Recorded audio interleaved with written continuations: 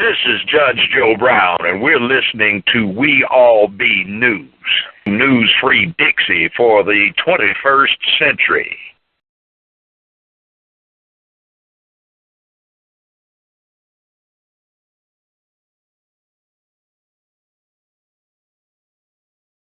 Welcome, boys and girls, scholars and laymen, to another wonderful edutainment edition of ThaArtivistThINks. I'm recording this live on a Saturday, a beautiful Saturday afternoon in what is used to be known as Forest Park, now known as Health Sciences Park. That statue behind me is actually the resting place of General Nathan Bedford Forrest, who was the first KKK Grand Wizard, one of the founding members of the Ku Klux Klan, the white Christian terrorist organization, also known as a Civil War general. Some think of him as a military genius, others think of him as a terrorist. Was one of the most prolific slave traders before the start of the Civil War. His headquarters was on Adams Street, which is now the home of juvenile court. So do black lives really matter at all, if it ever had mattered, unless it's making the white oppressor some money, some pretty change? Actually became a self-made millionaire through the peddling of black flesh up and down the Mississippi River. Self-made millionaire, and was an interesting guy. And anyway, I'm saying all this to say, I'm on location, y'all. And this is Memphis, Tennessee. Just a couple of blocks away, you got the Lorraine Motel where they assassinated Dr. Martin Luther King Jr. It was proven on December 9th, 1999 in the U.S. Court of Law in Memphis, Tennessee, that Dr. King was assassinated by the U.S. government. The U.S. government was found guilty of assassinating Dr. King. And not too far away from here, you used to have the newspaper office of Ida B. Wells Barnett on Bill Street. When she was out of town, the white folks burned it down and they ran it out the South. So you better watch your mouth when you're in the dirty South. What y'all niggas know about the dirty South? What y'all niggas know about the dirty South? So this is a resting place of Nathan Bedford Forrest and his wife Bones. They've been here since 1904. He was originally buried in Elmwood Cemetery in Memphis, but the sons and daughters of the Confederacy moved his remains, and they commissioned this statue to be built, I believe, in Italy, and it was dedicated in 1905.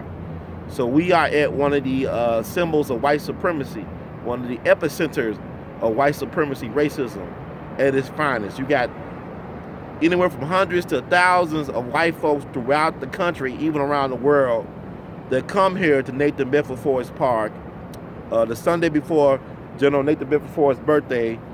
His birthday's on July 13th. He was born July 13th, 1821. So you have a lot of his admirers that come around the country, camp out the night before, and they pay homage to him through Civil War reenactments and a keynote speaker.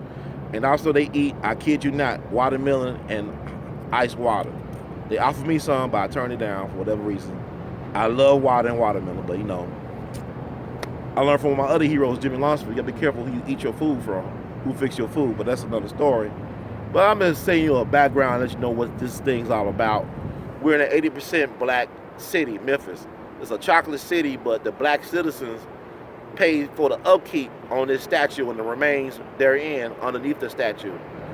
They call this Health Sciences Park, but we know what the deal is. It's still Forest Parks in the hearts and minds of many folk. And I can only imagine what they used to do to black folks just walking past this park. I doubt any black folks back in 1904 and 1905 was actually sitting down in this park by this white man's bones, like I am right now today in 2017. I know black folks was catching hell back in 1904 and 1905, but you had black folks getting lynched every day and a half in this country. Well, will bring me to this point I want to make. We are in the era of TrumpGeist. We just survived the first week of Donald Trump's presidential term, and some things came racing across my mind. I didn't know Mikhail Gorbachev was still alive, but he even came out and said, "We are in trouble. We are in trouble. Trouble." He even saying that, hey, you know, he's not trying to be the prophet of gloom and doom, but even he's forecasting an eventual World War III on the horizon. This is Mikhail Gorbachev, resurrected from the dead like Lazarus. Oh, dirty bastard. Shame on you. Okay. But anyway, but now he's even saying the war, the sounds of war. The war dogs are on the horizon. And, you know, you just think about what's going on right now. We have a president that when I even meet with Chrisette Michelle, a black R&B singer, one of my favorite singers actually, who was basically lost a black card and basically was blackballed by her family for singing at his inauguration. Now, this president and his wife would not even take a picture with Chrisette Michelle, but they take a picture with Toby Keith. Okay, well, but anyway, that brings me all this. I'm trying to bring it back. Well, Ron, what the hell are you trying to say? Well, I want to know out there, boys and girls, scholars and laymen in the black diaspora, would you advise black folks to fight in this military as it is today? Would you advise black folks to join the military in 2017? Think about the last 8 years of Obama, what black folks went through with Black Lives Matter, police brutality, black folks getting killed by the police, black folks getting killed by Neighborhood Watch with Trayvon Martin, black folks getting killed because their music too loud, Jordan Davis. Think about all the hell black folks been catching. Black people can't have swimming pool parties. You know, black folks not finding out about their kids being harassed and violated at swimming pool parties until they read their timeline on Facebook. What the hell going on with black people right now? And why I ask all this to say, should black folks be fighting in this white man's military? Now I say all this because you think about it, we fought in every war. We were key participants in every war for this republic. Even before the founding of the official founding of the republic, black folks participated in all major wars in this republic. You had 5,000 black folks fighting with General George Washington during the American Revolutionary War.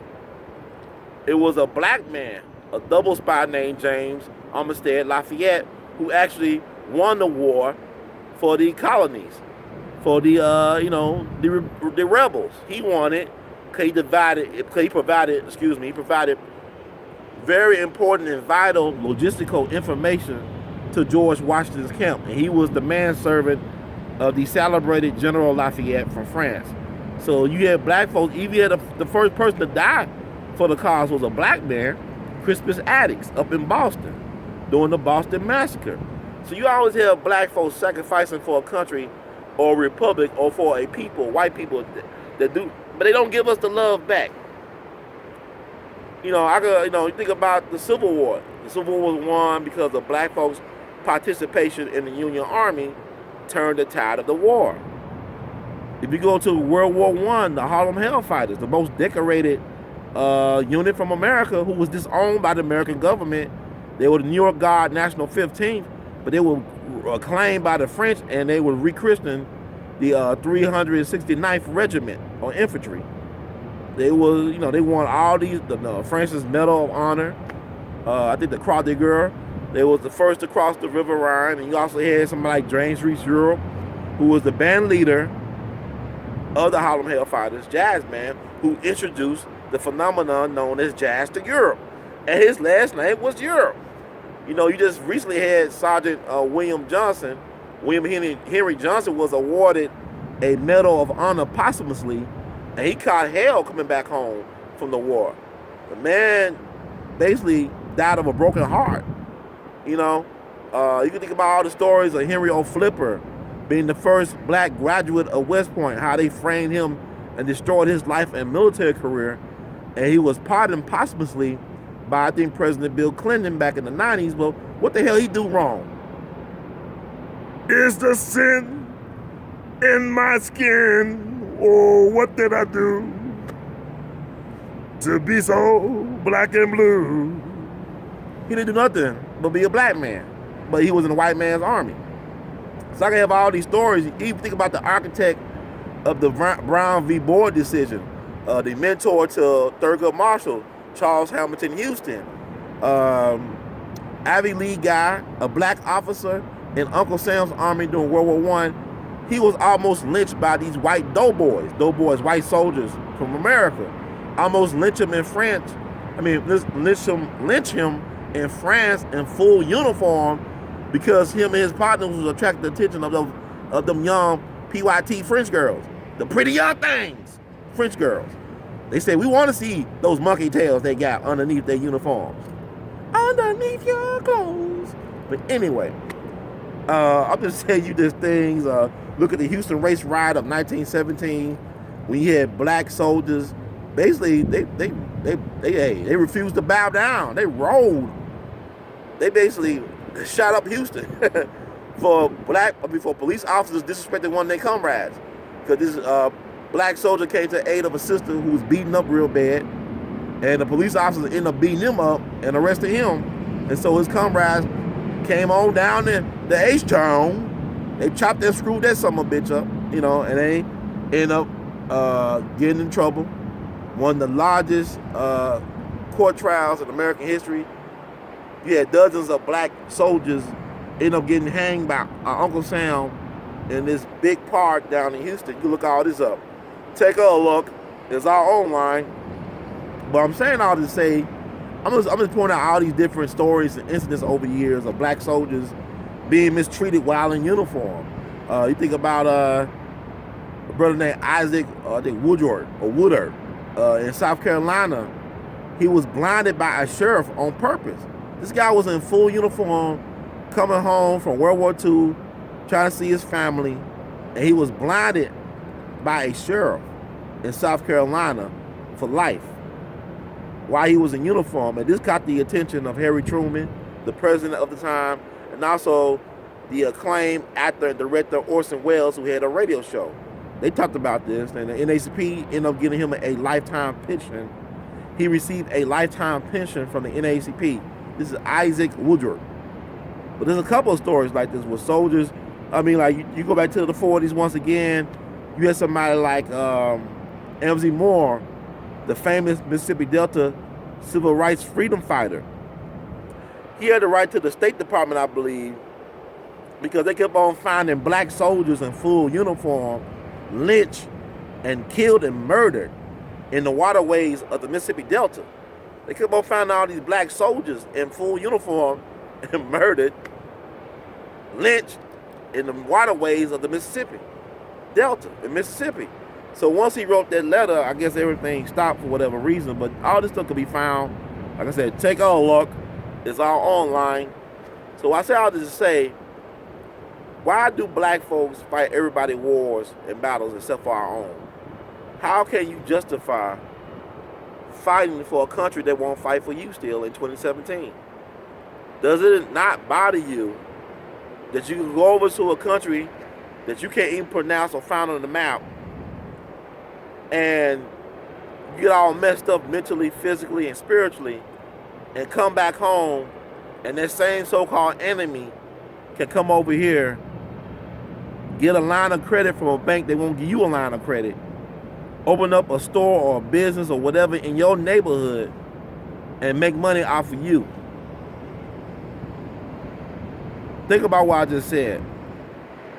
Doesn't it bother you that you go to a place you don't really know, or the people or the country you're not aware of, but you are willing to put your life on the line, your health on the line, and back home, you got nieces and nephews getting killed, dying needlessly, police brutality. You got them poisoning your food supply, your water supply, Flint, your air.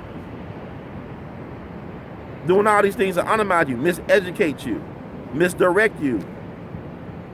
And you are willing to put yourself on the line for that. Then a lot of our brothers and sisters, they get dishonorable discharge. Getting a dishonorable discharge is like getting a felony. You can't find no work. You are already penalized by the system for being a certain color, for being who you are. And now they're going to penalize you for trying to do things under their direction. And people gotta understand, the military, once your name is signed on that dotted line, you become the property of Uncle Sam. In other words, you're a double slave. You're not just a slave, you're a double slave. You're property. That means you gotta do what you're told. People don't understand, it's like in school. You can make a successful military career and have to be that bright. You can become a general in the military and not be really that smart.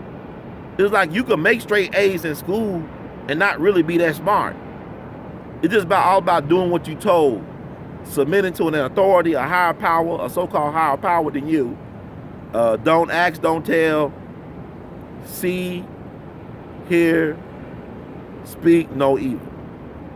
Just by knowing your place. Because in the military, a lot of times people join the military because they don't know what to do with themselves, especially young people. Your brain and decision-making ability is not fully developed. It's not fully developed till you're 26 years old, according to science. So if you're 18 or 19, I think it's strange is that they'll allow you to join the military at 18, but they won't let you, drink until 21, I believe. You know, it's interesting. They'll let you use the AR-15. They'll train you how to be a killing machine, but you can't drink until you're 21. Fascinating. See how it works? See the insanity at play? So, you ask yourself this question.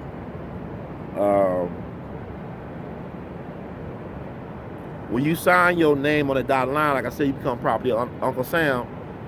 It's like prison. They tell you when to eat, sleep, and shit. They tell you when to eat, sleep, shit, and die. And not only this as well, but it's been well documented and better known now about the rape culture in the U.S. military.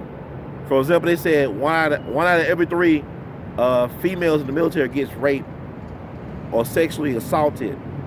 1 out of every 5 males in the military get raped or sexually assaulted. And this is, I guess, friendly rape. Like they got friendly fire. Like, it's not the enemy that kills you, it's your own people that kill you. So I guess you got friendly rape in military, where it's not the enemy, it's just your people getting sexually frustrated and angry, and they take it out on you. But we're friends, you know, friends. So it's probably higher than that, but a lot of people don't report the rapes or sexual assaults for fear of pushback or getting blackballed. And now, it was one case I was involved in and helping to get exposure for, that every so often when I go to JROTC, I share this story with them. And I got it on my YouTube channel. I interviewed her father. The story of Private First Class Lavina Johnson, who was the first woman from Missouri, or y'all know it as Missouri or Missouri. I call it Missouri for obvious reasons. She was the first woman from Missouri to die in the Iraq War. This happened back, I believe, in July of 2005, just days before either her 20th or 21st birthday. I interviewed her parents because what happened was the military told her parents that she committed suicide. So when they got her body back, they looked at the body, they noticed that her gloves were glued to her hand, or they had her gloves glued to her hands. And they saw her facial features, how she had a broken nose, bruised face, I guess chipped tooth or whatever. So they was able to get the gloves out their hands. They saw that she had, her hands were really mangled, cracked nails and stuff like that. So they got a second autopsy done, because they said she killed herself, I believe, with an AR-15. And she was such a little small thing. She was barely 5 feet tall. A little small thing, a little small chocolate drop, beautiful sister. They did a second autopsy, found out that not only did she not kill herself, but that she was raped. That they had somebody pour some type of corrosive liquid in her vagina to burn up or to destroy the DNA evidence. And they had set her body on fire in a contractor's tent, but they was able to get there in time to put out the fire. So she was raped and she was murdered. And they're saying that the weapon that was used to kill her could only come from either a highly placed contractor with some rank or officer, either a commissioned officer or a well-placed high contractor was involved in her death. And this is usual routine for females, especially to get killed in the military, especially if they reported a rape or a sexual assault by one of their superiors. Like one woman wrote back to her family, I think she was in Afghanistan or whatever, but she wrote to her family that she reported an officer raping her. She said, "If I end up dead, don't believe I killed myself. They killed me." She actually told her family that in a letter. But look up Private First Class Lavina Johnson, because here's the thing. Her family is generation deep in military service.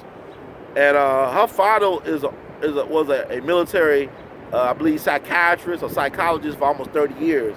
But he also served, I believe, in the Army. But, his family goes generation deep in military service. But he did not want his daughter necessarily to serve in the military. But from my understanding, she was trying to raise money for college. I think she wanted to go to film school out in California. But the thing about it is they were very hesitant, him and his wife, to see their baby girl go off to service. But basically she told us something, hey, I'm not going over in combat, I'm just gonna be a recruiter.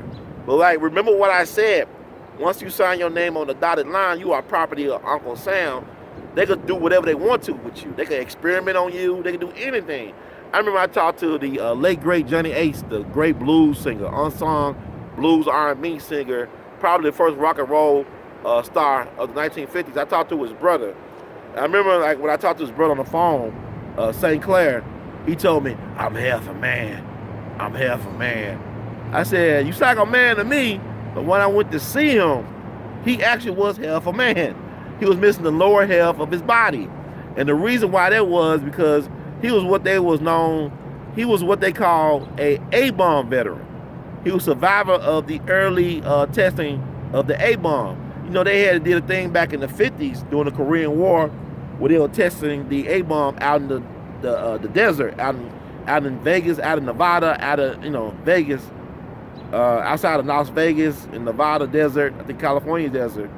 And he was one of the soldiers involved in that testing. And the only thing he had to protect himself was some old gas mask from World War II, some useless gas mask from World War II. So he was exposed to high levels of radiation. And so his commanding officer, after they got through with their exercises, called him and his comrades to come forth. He said, look, what y'all was involved in was an A-bomb exercise. Y'all been exposed to high levels of radiation. Most of y'all won't make it to 40. And if you make it to 40, you're going to have a lot of health complications that will probably be passed on to your children. And so this man lived to be almost 80 years old, dealing with them health effects. And he really started hitting them to the 90s when he was living in Chicago and come back to Memphis because he was in real bad shape. They had to cut off his legs and lower extremities. So he didn't even know what was going on. But his commanding officer also told him that, look, President Eisenhower, I appreciate your service. He's going to send y'all a letter of thanks in the mail. Never got that letter from Eisenhower, from President Eisenhower, who's been dead since 1969. But his commanding officer told them, not even telling them the trouble they was in, because they were telling folks back then, the folks who was viewing these A-bomb exercises, hey, this is like a fireworks show. Just put on your sunglasses. Everything's going to be fine. As a matter of fact, I believe that John Wayne got his cancer from being exposed to the A-bomb testing they were doing in that desert, because he was shooting a film, I think about Genghis Khan, I believe.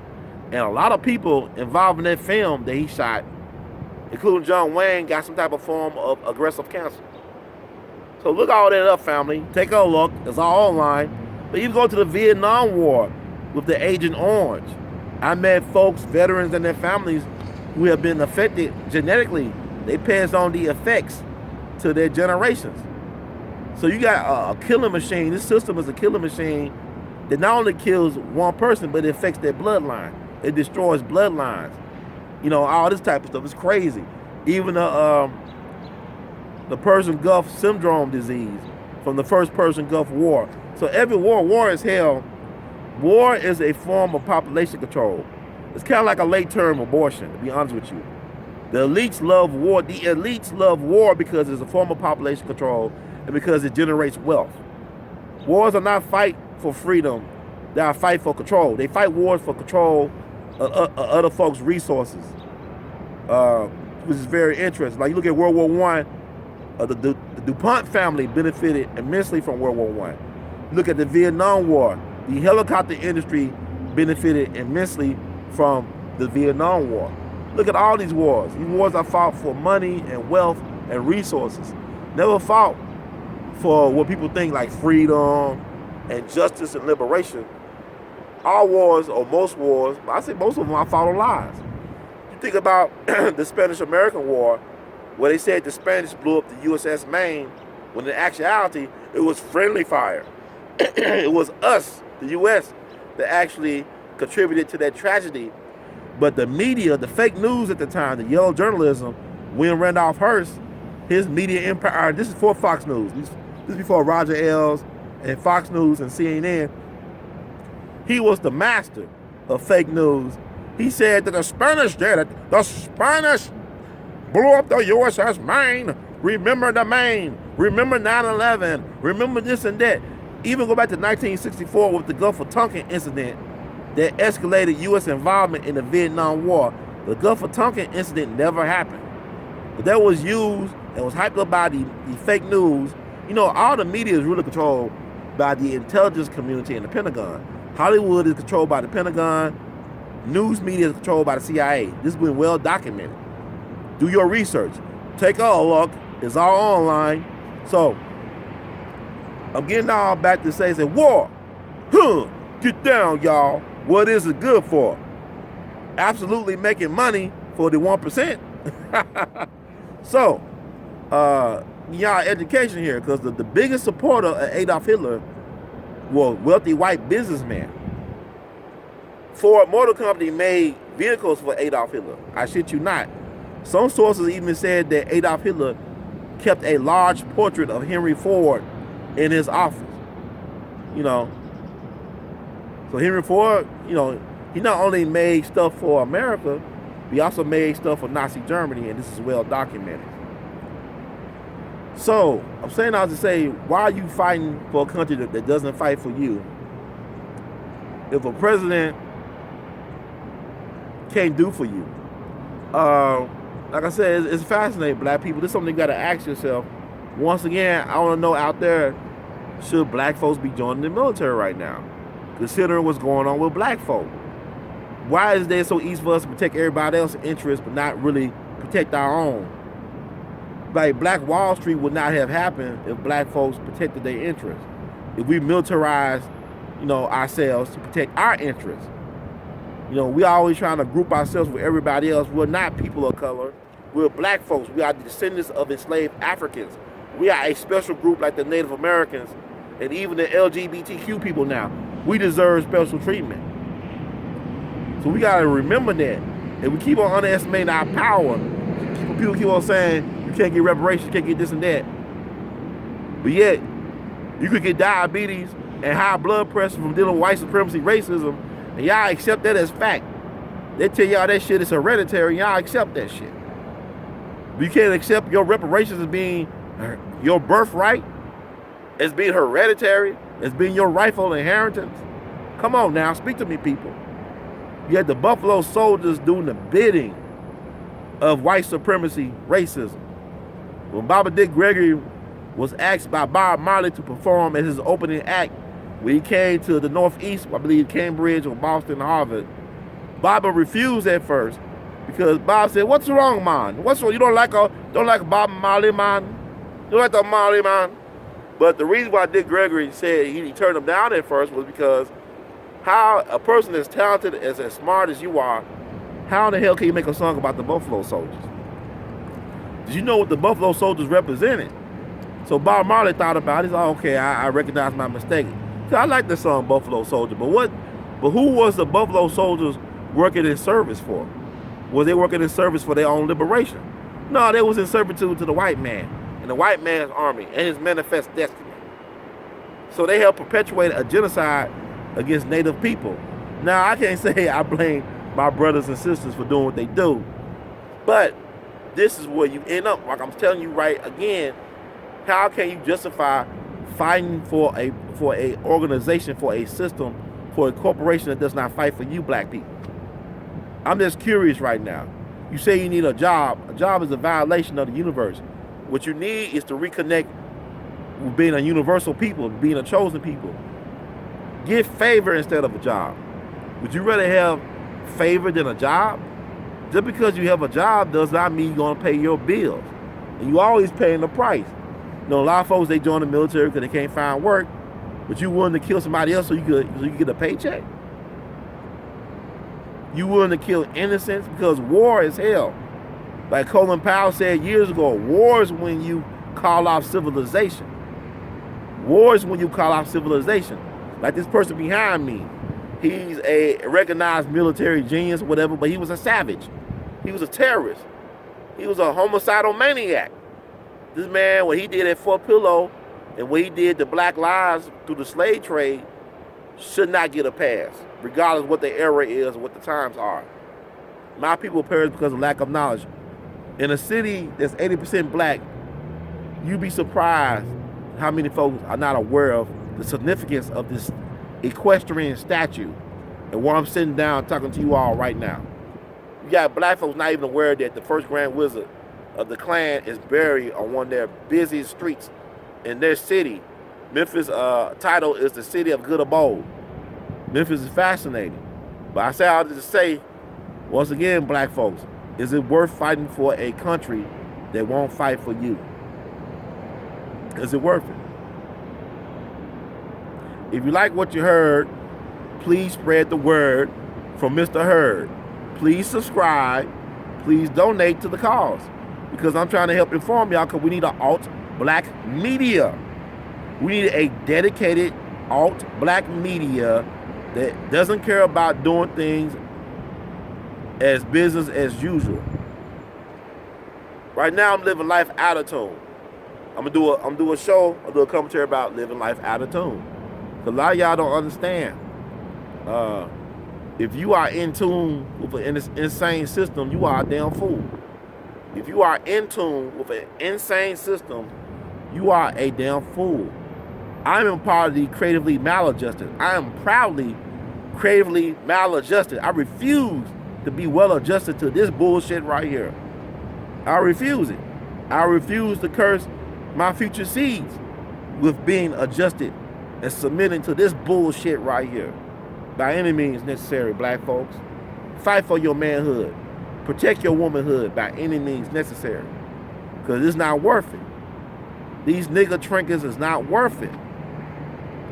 You've died over money with the faces of your oppressors on the money.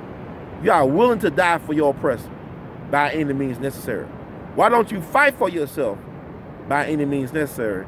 And I want to address this as well. People talking about, you know, I heard some things from people I respected. I'm not going to name names, but people, they make fun of the idea of doing for self. Doing for self does not mean you neglect community. Doing for self does not mean you don't take on help. Doing for self meaning putting yourself first. Make yourself the agenda, black people. Stop putting everybody else before you. Put yourself first. Make yourself the agenda. Believe in yourself. Because when you believe in yourself, you can realize your full potential. Once you manifest your potential, you can create opportunities. You can create resources to help your people. But you can't worry about shit that's out of your control. I remember I had a conversation with a cat. He was worrying about the starvation in Africa. But don't you have food deserts in your own hood, my man? Instead of you getting all, you know, out of your mind and exhausted and all pessimistic about what's going on, what you believe is going on in Africa, on food. Don't wait on your enemy to provide you food. Don't wait on your enemy to provide you education. Don't wait on your enemy to provide you knowledge of self. Do for self by wanting those things for yourself. Think about this. Why did Harriet Tubman and Frederick Douglass knew they ain't supposed to be slaves? Why did Nat Turner and Dred Scott knew they weren't supposed to be slaves? So many people thought they were slaves, they were conditioned. Because they had, what it was is that they were still connected to their right spirit. I ain't talking about this church stuff. I'm talking about something that's bigger than the church. They were connected with the ancestors. They were connected with their true selves. So they realized this ain't right. Something just ain't right. Okay? They realized that. And they fought against it. But sometimes when you realize something ain't right, you try to serve your people, the main people you got to fight against are your own people. And another thing I want to address before I got this thing, I know it's kind of long, but it is what it is. I be hearing, I would hate to be a scared ass black man in my 50s. I meet too many scared ass black men in my 50s, in their 50s, excuse me. Nigga, how long you want to live as a coward? They said, well, we can't fight the system, brother Ron. They got military weapons, they got planes. I'm gonna tell you something. Some of the most brilliant military minds were self-taught. One of George Washington's most trusted lieutenants was a guy out of North Carolina named Nathaniel Greene. Look him up, Nathaniel Greene. He was a Quaker of all things. Some of the greatest warriors used to be pacifists. Some of the greatest soldiers and warriors are the main ones that try to avoid war and violence at all costs. Think about Alvin York from World War I. He was a guy who didn't believe in war and violence. From Tennessee, from the Appalachian Smoky Mountains, whatever you want to call it. He was one of the most decorated soldiers in the World War I. Look him up, Alvin York. He was played in a biopic by, I believe, Gary Cooper, if I'm not mistaken, back in the 40s during World War II era. But he was a World War I hero, a white boy from the hills of Tennessee, Alvin York. But Nathaniel Greene was a Quaker. They don't believe in war. I ain't gonna study war no more. I ain't gonna study war no more. But he picked it up because he said, hey, I want to be liberated. He was willing to put his life, his family, his fortune on the line to be liberated. But he didn't go to no military school. What he ended up doing is he taught himself the art of war. He taught himself the art of war.